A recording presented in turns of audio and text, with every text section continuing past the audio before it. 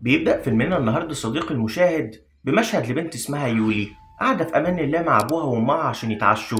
بس فجأة الأم بتحس بالبرد وبتبدأ تخبط على الترابيزة بشكل غريب، وبتقول لجوزها إن أكيد حد عمل لها عمل. بيبدأ الموضوع يزيد وتخرج حاجات من إيديها وعينيها. بيجري الأب وبياخد بنته يولي الأوضة وبيقولها تفضل هنا أحسن. بيرجع عشان يطمن على مراته الملبوسة. بتعيط يولي وبتحس بالخوف. وفجأة النور بيقطع وبنشوف فاس عمال يكسر في باب الأوضة. بتقرب يولي عشان تشوف ايه اللي بيحصل لحد ما بتظهر امها قدامها وهي بتصرخ. بتيجي الشرطة ومعاها عربية الإسعاف لمكان الحادثة. بتطلع يولي من أوضتها وبتنهار لما بتعرف إن أبوها وأمها ماتوا. بتدخل ست غريبة ومعاها بنت وبتقول للشرطة إنها مرات الأب التانية. بتروح ناحية يولي وبتبصلها بقرف وبتمسكها من كتفها وبتقولها أنت هتعيشي معانا خدامة. بيعدي 20 سنة بالتمام والكمال على اليوم ده، وبنشوف يولي وهي خدامة وطباخة وكمان ممرضة في بيت مرات أبوها وأختها الغير شقيقة لاراس. وبنعرف إن لاراس اتجوزت وعندها ولد اسمه دين وبنت اسمها تيكا. بتروح الغلبانة يولي تهتم بمرات أبوها اللي بتبدأ تعملها وحش قدامهم. بتسلم عليهم تيكا وبتلبس الخمار وبتروح مع زميلتها عشان تحضر دروس القرآن. وهناك الشيخ بيشرح لهم الفرق بين كلمة سجين وكلمة عليين اللي اتذكروا في القرآن الكريم. والسجين هنا معناها الكتاب اللي بيتسجل فيه أعمالها الشريرة، أو بمعنى أصح سيئاتنا. وعلى العكس تماما عليين هو الكتاب اللي بيتسجل فيه أعمالنا الصالحة، أو بمعنى أصح حسناتنا. بتخلص تيكا الدرس هي وأصحابها وبيخرجوا عشان يرجعوا البيت. وفي الطريق بيعدوا على بيت مهجور بيتقال عليه مسكون بالأشباح، فبيخافوا ويجروا. في نفس الوقت دين أخو تيكا قاعد على لوحة ويجا عشان يستحضر أرواح جنب جدته، وبيبدأ يقول تعاويذ لحد ما بيتفتح الباب لوحده وبتدخل منه خالته يولي عشان تهتم بمرات أبوها في مرضها. بتيجي تيكا هي كمان تهتم بجدتها وبتحذر أخوها من اللعب باللوحة دي. بيرد وبيقولها إنه لو قدر يستخدمها صح وقتها هيعرف يتواصل مع الأموات. بيبص ناحية يولي وبيسألها لو اتمنت قبل كده تتواصل مع حد ميت. بتسكت يولي شوية وبتقوله مرة واحدة بس عشان أتواصل مع أبويا وأمي الميتين. بتتعب مرات أبوها أكتر لما بتسمع سيرتهم، وبتشد يولي ناحيتها وبتقول لها أبوكي وأمك استحقوا المصير اللي شافوه، وبتقعد تضحك وبتزقها على الأرض. بتدخل لراس الأوضة عشان تطمن على أمها، بس بيعرفوا إنها خلاص فرقت الحياة. بيعملوا العزا في البيت وبيحطوا جثتها في الصالة وبيقروا عليها قرآن. وبنشوف يولي الغلبانة وهي بتخدم عليهم كالعادة. بيحضروا الجثة للكفن وبتقول اللي مش من العيلة تخرج. بتبص لراس لأختها يولي الغير شقيقة وبتزعق فيها وبتقولها تطلع بره وبتأمرها تحضر الكفن. بيخلصوا الغسل والكفن وبعدها بيتجمعوا حوالين الجثة عشان الوداع. بتروح لراس وبعدها أولادها الاتنين دين وتيكا. بتقرب يولي عشان تودعها هي كمان، وأول ما بتقرب منها بتقعد تفتكر كل المعاملة الوحشة اللي كانت بتعاملها لها. بتحاول تمسك نفسها بس كل حاجة بتبوظ لما بتشوف جثتها وهي بتفتح عينيها وبتبص لها. مش بتستحمل يولي وبتصرخ. بتيجي أختها الغير شقيقة لراس وبتديها بالقلم قدام كل الناس وبتقول لها انت اكيد فرحانه فيها وانت جاحده للنعمه. وبتقول لها كمان ان امها هي اللي ربتها كل السنين دي. بيتدخل الناس عشان حرمه الميت. بتدخل لراس عشان تهدي نفسها شويه وبتقطع صوره ابوها. بيروحوا كلهم عشان الجنازه والدفنه وبيقلبوا الجثه على جنبها وبيحطوا الخشب عليها وبيدفنوها. بتعدي فتره على اليوم ده وبيتجمعوا كلهم في الشغل. بتلاحظ يولي ان يونو بيسرق فلوس من وراهم، فبتروح تاخدهم منه وبتقوله ان لاراس محتاجه كل قرش اندونيسي، وبتروح عشان ترجع لها الفلوس. بس لاراس مش بتسمعها وبتتهمها بالسرقة وبتديها بالقلم قدام كل اللي موجودين. بتقعد يولي لوحدها وبتصعب عليها نفسها لحد ما بيجي يونو وبتطلب منه المساعدة. بيركبوا هما الاتنين العربية وبيوصلها المكان اللي طلبته. بتديله فلوس وبتقوله يستناها هنا. بتروح يولي بيت الدجال وبتخبط عليه الباب. بيتعرف عليها على طول أول ما شافها، وبنعرف إنها مش أول مرة تيجي هنا. بتديله صورة العيلة، أختها الغير شقيقة لاراس وجوزها وولادهم الاتنين دين وتيكا. بيبص للصورة وبيقول لها محتاجة إيه بالظبط، عمى ولا إعاقة ولا ميتين؟ بتبص له وبتقول له ميتين. بيسألها زي الست اللي قبلهم. بتبص يولي في الأرض وبيفهم إنها موافقة. بيقوموا هما الاتنين وبيسألها لو مستعدة للمخاطرة في سبيل تحقيق طلبها. بتقول له يولي إنها جاهزة. بيدخلوا أوضة العمليات وبيبدأ الدجال يحضر مراسم وتعاويذ السحر الأسود عشان يلبي ليولي طلباتها. بيمسك الصورة وبيكمل تعاويذ وبتبدأ المسامير تتحرك لوحدها. بياخدها وبيطفيها في إيديها وبتمشي بيها على وشها. بيقول لها الموضوع المرة دي مش سهل ومحتاجين جثة طازة جديدة كده وما كملتش ال40 يوم مدفونة. بتبص له يولي وبتقول له تنفع من نفس العيلة. بيوافق الدجال وبيقول لها يا مراحب. بتروح هي ويونو وبتحفر قبر مرات ابوها اللي لسه ميته، وبيحملوا الجثه على العربيه وبيوصلوها للدجال. بيخاف يونو من اللي شايفه وبراءة يولي اللي ما بقتش بريئه. بيبص له الدجال وبيقول له استنى انت بره. بيفرح يونو وبيقول له الله يبارك لك والله ويرضى عنك، وبيجري يستناهم بره. بيروح يديها خنجر اسود عشان تبدا مراسم السحر الاسود، وبيبدا الدجال يبص لها بفخر كده ولا كانها بنته، وبيقول ليه يا زمان ما سبتناش ابرياء. بتلف يولي الورق اللي بيتعمل بيه الاعمال بكل سهوله ولا كانها بتلف محشي ورق عنب. بتدهن وشها وبتبدا تردد ورا الدجال. بتفتح عينيها بتلاقي نفسها في كفن تحت الارض. بتكمل التعويذ وبتستدعي ملكه الجن. تقريبا الدجال مرضاش انها تستدعي جن ذكر عشان بنتنا ما بتتكشفش على الرجاله. بتفتح الجثه بقها وبيطلع منها حشره غريبه عجيبه. بتدخل يولي جواها العمل، وجثه مرات ابوها بتقفل بقها بسرعه من تلقاء نفسها، شكلها كانت جعانه تحت. بيبص لها الدجال قبل ما يمشي وبيقول لها ذنب موتهم هيكون عليك انتي. وبيكمل وبيقول لها انها لازم تخلص كل حاجه وتقول التعويذ يوميا قبل ما الجثه دي تتعفن، او ساعتها السحر الاسود هيتقلب عليها. واخر نصيحه بيقولها الدجال ابن الدجال ان الجن بيحب الخطايا، ولازم تثبت ان العيله دي مذنبه ويستحقوا اللي هيحصل لهم. بتروح تيكا بنت الراس عشان تصلي الفجر، وبنلاحظ انعكاس شعلة رايحه ناحيه بيتهم. بيبدا النور يروح ويجي بسرعه. بيحصل شرخ في ازاز الشباك وبتدخل منه الحشره، وبيتكسر برواز صورة العيلة.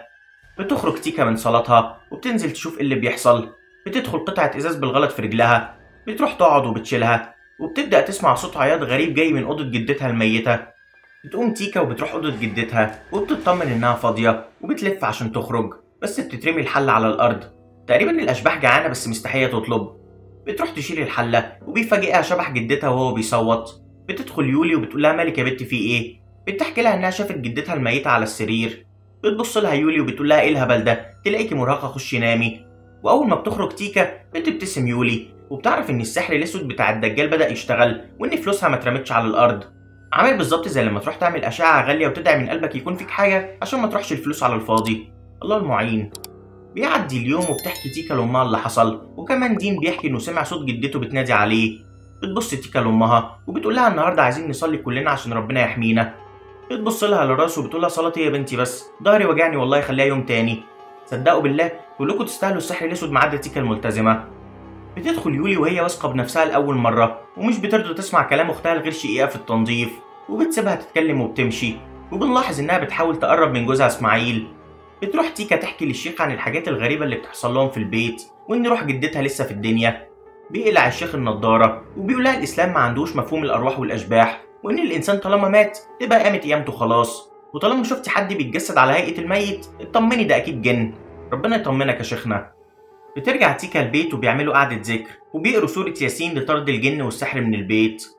بتبص تيكا ناحيه سوره اسرتها وبتحس انها دايخه وبتقفل عينيها، واول ما بتفتح بتشوف كل اللي في الصوره بيصرخ بصوت عالي وبيطلب المساعده. بتصرخ تيكا وهي بتبص لهم وبتحاول تستوعب اللي بيحصل، واول ما بتفوق بتجري يا عيني في حضن والدتها. والله لو كانت يولي عملت استثناء للبت الطيبه دي من السحر الاسود كنت هقول ربنا معاها يستاهلوا، بس للاسف ما عملتش استثناء. بيدخل المحروس دين وبياخد لوحه ويجا على اساس انها ناقصاه هو كمان، وبيبدا يحاول يتواصل مع روح جدته الميته وبيقول لها يا جدتي انت وحشاني قوي، انت هنا؟ المشكله انها لما كانت عايشه ما كانش بيقعد معاها اصلا. بتتحرك العمله لوحدها على اللوحه وبتجاوبه بايوه انا هنا. بتروح يولي تكرر مراسم السحر الاسود يوميا زي ما قال لها الدجال بالظبط. بيفكر دين انه نجح في اللعب بلوحه ويجا، ما يعرفش ان الجن هو اللي بيتلاعب بيه. بيحس بصداع جامد في دماغه وبيبدا يخبط راسه في الدولاب وبيصرخ وبيطلب المساعده. بتجري اخته تيكا اول ما بتسمع صوته بس الباب بيكون مقفول. بيمسك اللوحه وبيكسرها بدماغه وبيخلص على نفسه، واول ما بتدخل تيكا بيكون فات الاوان وبتشوف اخوها وهو ميت وبتصرخ بقى على صوتها لحد ما بيدخل ابوها وامها وبينهاروا على طول. وبيجي يونو يراقب اللي حصل. بيموت دين وبيدفنوه وبنلاحظ انهيار لاراس على ابنها. بيروح يونو وبيقول لي يولي انت السبب في اللي حصل لابن اختك، انا ايوه كنت بتعاطف معاكي في الاول بسبب افعالهم بس كده الموضوع كبير. بتقطع يولي وبتقول له اولا ده مش ابن اختي، وثانيا انا ما عملتش حاجه، دي افعالهم اللي بتترد لهم ولا اكتر ولا اقل. بتروح تيكا للشيخ وهي بتعيط وحزينه على موت اخوها. بيبدا الشيخ يتكلم معاها الله يبارك له وبيقول لها سيدنا محمد اتسحر مره في حياته من ست عملت فيه عمل، والعمل ده اترمى في بير. وقتها نزلت المعوذتين سوره الفلق وسوره الناس، ولما قراهم رسول الله العمل اتفك، وبينصحها تصلي التهجد النهارده وتقرا المعوذتين. بتروح تيكا وبتسمع كلام الشيخ وبتعمل منبه وبتصحى بالليل وبتروح تتوضى وبتصلي ركعتين تهجد لله تعالى، وبتقعد تدعي ربنا كتير بعد الصلاة. وأول ما بتخلص بيجي الجن بيقول لها أمين. تقريبا اتودت غلط ولا إيه مش عارف. بيعدي اليوم وبتزيد خناقات لاراس وجوزها إسماعيل. بتسمعهم يولي وهي بتنظف البيت وبتكون فرحانة فيهم. بتنتهز يولي أول فرصة وبتروح تتقرب منه وبتفرح بتأثير سحرها عليه. بتجيب يولي الأزايز وبترميهم قصده وبتعمل نفسها إنها حادثة. بتيجي لاراس كالعادة تعملها وحش، بس لأول مرة بيجي إسماعيل وبيدافع عنها وبيقول لها انتوا بتعاملوها كخدامة من أول يوم رغم إنها من العيلة. بتزعق لاراس وبتقول له إنها مش من عيلتنا وبتكبر الخناقة ما بينهم. وبياخد إسماعيل عربيته وبيمشي. عشان تعرفوا إن مش كل السحر لونه أسود، وإن السحر الأنثوي تأثيره كبير جدا، ربنا يعافينا منه رغم جماله. بيرجع إسماعيل البيت وبيروح يعمل كوباية شاي سخنة عشان يهدى. بتيجي يولي وبتقول له أنا ممكن أهديك برضه، وبتاخده أوضة النوم وبتبدأ تقلع هدومها. في نفس الوقت بتتصل لاراس بجوزها بس مش بيرد عليها. بتحس بالقلق بعد شوية وبتطلب من يونو يرجعها البيت. بيخرج إسماعيل من أوضة يولي بعد ما عملوا علاقة مع بعض. بتيجي بنته تيكا وبتقفشهم وبتفهم اللي حصل. بيعدي الوقت وبيجي الليل وبتتسحب يولي بره البيت عشان تعمل المراسم يوميا زي ما قال لها الدجال. بتقعد تيكا تدعي وتستغفر ربنا بس بيتقطع عليها النور فجأة وبنشوف جن قاعد وراها بلبس الصلاة. أكيد أنت اللي كنتي بتقولي وراها أمين. إيه جاي عشان تفكرينا بصلاة الفجر صح؟ ربنا يقوي إيمانك يا رب. شكرا، عموما احنا افتكرنا. يلا حضرتك بقى امشي. بتبدأ تردد ورا تيكا آية الكرسي ومش بترضى تمشي. بتستجمع تيكا كل قوتها وبتبص وراها بس الحمد لله بتكون اختفت. بتاخد نفسها أخيرا وبتلف وبتلاقيها ظهرت قدامنا. أيوة قدامنا مش قدامها هي لوحدها عشان قطعت لنا كلنا الخلف، وربنا على الظالم والمفتري. بتكمل يولي المراسم اليومية على جثة مرات أبوها، ربنا ينتقم منهم هم الجوز. في نفس الوقت بيحس الشيخ إن في حاجة غلط وبيبدأ يذكر ربنا ويقرأ آية الكرسي لحد ما النور بيتقطع على يولي. تقريبا ماشية جولة وجولة على أساس إننا في ماتش كورة النتيجة فيه 1-1. بتقوم يولي تجيب الكبريت عشان تنور اللمض ونفسها تسمي الله بس بتفتكر إنها في حضرة ملكة الجن وبتتراجع عن الفكرة. بتبدأ الجثة تتحرك لوحدها ورا يولي، شكلها زهقت من كتر النوم مش أكتر. بتلف يولي بس الجثة بتكون لمت نفسها ورجعت تنام تاني. بتشغل الكبريت وبتظهر الجثة قدامها وبتصرخ يولي بأعلى صوتها مش قلتلكوا ماشية جولة وجولة؟ بيحس إسماعيل بذنب الكبائر اللي عملها وعلاقته مع أخت مراته، وكمان بيحس بحاجة قافلة عليه رقبته. بيجري بسرعة على الحمام وبتبدأ تخرج من بقه حاجات غريبة. بتيجي حشرة بتطير وبتدخل جواه وبتلعب بيه البخت. بتصحى لراس مراته على صوت صريخه. بتجري بسرعة على الحمام. بيحاول إسماعيل يفلت بحياته، وأول ما بيفتح ستارة البانيو وبيشوف الشبح رجله بتتزحلق وبيقع على الأرض وبيموت في لحظتها. بتدخل لراس وأول ما بتشوف جوزها بالمنظر ده بتنهار. بترجع يولي البيت وبتكون فرحانة باللي حصل وبتكون فرحانة في أختها. بيجي الشيخ ومعاه الجيران يصلوا صلاة الميت على إسماعيل. بيبص يونو ناحية يولي ولسان حاله بيقول لها إيه يا شيخة إيه يا شيخة. في نفس الوقت تيكا الغلبانة بتكون منهارة وحزينة على اللي بيحصل في أسرتها. بتغمض عينيها وهي بتصلي ولما بتفتح بتشوف نفسها واقفة في المقابر. بتغمض عينيها لحد ما بتخلص صلاة. بترجع تاني البيت ولما بتبص شمالها صف كامل من الجن بيقولوا لها حرما. بترد عليهم وبتقول لهم جمعا وهي بتصرخ. بيظهر قبر مفتوح من تحتها. بتطلع منه جثة جدتها وبتقول لها تعالي معايا وبتزقها ترميها جوه القبر. بتخاف تيكا وبتقعد تصرخ بقى على صوتها لحد ما امها بتاخدها في حضنها. بيجي الشيخ يرقيها وبيجيب لها كوباية مية مقري عليها وبتشربها. بتاخدها امها الأوضة عشان تهدى شوية. بتعيط تيكا وبتقول لها الموضوع مش صدفة، جدتي واخويا ودلوقتي ابويا، اكيد في حد عمل لنا عمل.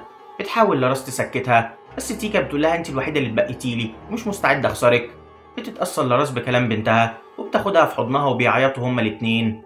بتروح تيكا دروس القرآن وهناك بتسمع الشيخ وهو بيقول لهم إن ربنا هيختبرنا بنقص الأموال والأنفس والثمرات، يعني ربنا هيختبر صبرنا في فقدان أحبائنا، بس في نفس الوقت لا يكلف الله نفسا إلا وسعها، يعني كل اختبارات ربنا لينا هتكون في مقدرتنا.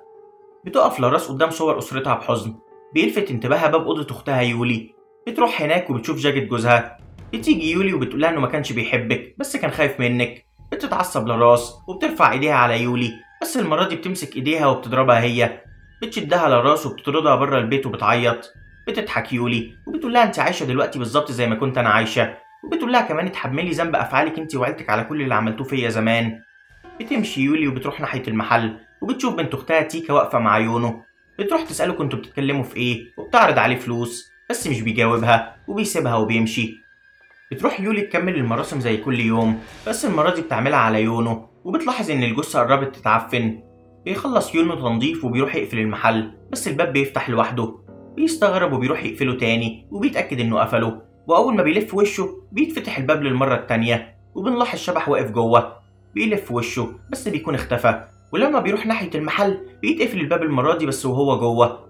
بيلاحظ إن في حد بيراقبه، ولما بيبص بيلاقي في وشه الجثة واقفة بتبصله. بيخاف وبيقع على الأرض وبتتلم عليه الحشرات. بيجري بسرعة عشان يهرب، وبيبدأ يزحف تحت الباب لحد ما بيتفتح، وبينزل مرة واحدة بسرعة عليه وبيفصل راسه عن بقية جسمه. بيجي الصبح وبيكتشفوا اللي حصل، وبتنهار راس على الأرض. بتروح يولي تعمل المراسم على أختها الغير شقيقة. في نفس الوقت بتبدأ تنزل حشرات من السقف على تيكا، والنور بيتقطع فجأة. بتاخد الكشاف وبتروح تدور على أمها. بتدخل الأوضة وبتشوف إيد بتظهر من تحت السرير. بيتملك منها الخوف للحظات، بس بتنزل ببطء وبتوجه الكشاف تحت السرير، وبتشوف أمها وهي ممسوسة وعمالة تضحك. بتزحف ناحيتها بسرعة. بتخاف تيكا وبتبدأ تقرأ آية الكرسي. بتبص لها الشبح وبتقولها بجد والله ده على أساس إني مش حافظاها، وبتكمل قراية مكانها. ولما بتخلص بتسألها حافظة حاجة تانية ولا دي بس؟ بتجري تيكا من الخوف بره الأوضة، وبتقفل الباب بالمفتاح عشان تحبس أمها الممسوسة جوه، بس بتكسر عليها الباب. بتجري تيكا تاني على أوضتها وبتمسك تليفونها، وبتدخل جوه الدولاب وبتتصل بالشيخ وبتطلب مساعدته، والمساعد ربنا.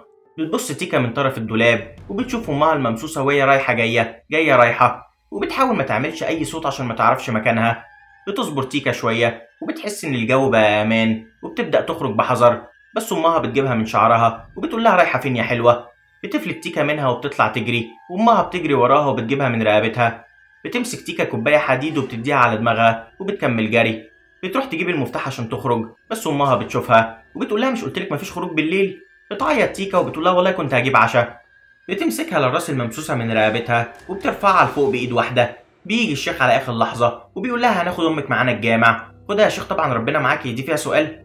بيخرجوا كلهم عشان ينقلوها، وهناك تيكا بتلاحظ خالتها يولي. بتروح وراها بسرعة وبتشوفها وهي بتعمل مراسم السحر الأسود، وبتشوف جثة جدتها. بتصرخ وبتقول استغفر الله العظيم. بتبص لها يولي بكل هدوء وبتقول لها بلاش تستغفري هنا يا حبيبتي، احنا في بيت سحر اسود غير محترم ومش طاهر ولينا قوانين، فعيب اللي بتعمليه ده.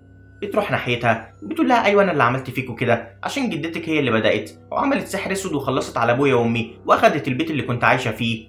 بتعيط تيكا وبتقول لها ليه ما قلتيش كده قبل كده، احنا عيله واحده. بتتعصب يولي وبتزعق فيها وبتقول لها انت شفتي معاملتهم الزباله يا زباله ليا كل يوم، وعمرك ما دفعتي عني مره واحده حتى، انت منافقه. بتخرج تيكا بسرعه ويولي عماله تضحك وبتروح الجامع عشان تتابع حاله والدتها. وبتبدا حلقه الذكر عشان يخرجوا الجن من عليها. بتبدا لراس تترعش وبترجع لورا بسرعه وبتزحف على الارض. بيقوم الشيخ وبيروح ناحيتها وبيكمل قرايه القران لحد ما بتفقد الوعي. بتقوم تيكا عشان تطمن على والدتها، بس الشيخ بيمنعها. في نفس الوقت يولي بتكمل المراسم، والمرة دي بتستهدف تيكا عشان تكون خلصت على كل العيلة. بتقوم لراس الممسوسة تاني وبتعوج راسها وبتقول للشيخ وحشتك صح؟ وبتنصحه يبعد عن الموضوع وما يتدخلش فيه. بيكمل الشيخ قراية قرآن وبتطلع الممسوسة على السقف وبتفضل محجوزة مكانها ومش قادرة تتحرك. ويولي هي كمان بتواجه صعوبة في تكملة المراسم بسبب عفانة الجثة وتحللها مع الوقت، وبتعرف إن المهلة بتنتهي منها. بتتشل إيديها فجأة عن الحركة. بيكمل الشيخ قراية لحد ما بتنهار على الأرض. في نفس الوقت بيخرج من بق يولي حاجات غريبة. بتروح تيكا وبقية صحابها عشان يساعدوها وبيكملوا كلهم قراية القرآن. بتحاول يولي تنجح في إكمال المراسم في الوقت بدل الضايع، بس الجن بيبدأ ينتقم منها، وبتفتكر كلام الدجال لما قال لها إن لو في يوم المراسم اتأخرت هيتقلب السحر الأسود عليها. بيتحكم فيها الجن وبيخليها تضرب نفسها وبتترمي على الأرض. بيتجمعوا حواليها وبينزلوا بالطوب عليها لحد ما حياتها بتنتهي. في نفس الوقت بيخرج العمل من جوه الراس، والمسامير بتتحرك بسرعة عند الدجال وبيعرف إن يولي ماتت. بتطلب تيكا من والدتها بتستغفر لراس ربنا فعلا وبتموت. بتصرخ تيكا على أمها وبيقول الشيخ إنا لله وإنا إليه راجعون، وبيدعي لها بالرحمة والمغفرة. تخيل 2 إخوات بدأوا حياتهم عكس بعض، واحدة كانت طالحة ونهت حياتها باستغفار، والتانية كانت صالحة وانتهت حياتها بالشرك بربنا والعياذ بالله والسحر الأسود. بتروح تيكا وبتقرا على قبورهم هما الاتنين الفاتحة وبتدعي لهم بالرحمة. وبس كده صديقي المشاهد، ما تنساش تعمل لايك وشير للفيديو وتشترك في القناة. أشوفكم الفيديو الجاي. سلام.